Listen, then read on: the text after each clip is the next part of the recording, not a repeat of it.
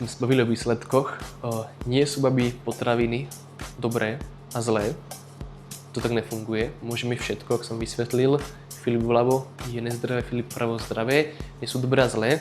Sú len jedlá, potraviny, z ktorých mám lepšie výsledky a z ktorých mám horšie výsledky. A to si potrebujem zapamätať. Aby toto, celá fit premena, nebola dieta, nebol stres, nebolo obmedzovanie. Každý si nájde svoj systém, aký potrebuje, ale nech to je to, že nie žiadne jedlo zakázané, nič není dobré, nič není zlé, iba z toho tu budeme trošku menšie výsledky, z toho to väčšie. Príklad, dnes spraviť sírovú mačku. Sír, tento Gouda 30%, teda 1,30%, lepšie výsledky ako Gouda 45%. Mozzarella light, lepšie výsledky ako mozzarella celá. Kotič, odtučnený alebo klasický. Sú iba takéto dva rozdiely. A toto bola len malá časť celej témy. Ak ťa táto téma zaujíma a chceš viac podobného obsahu zdarma, napíš do komentára slovo chudnem.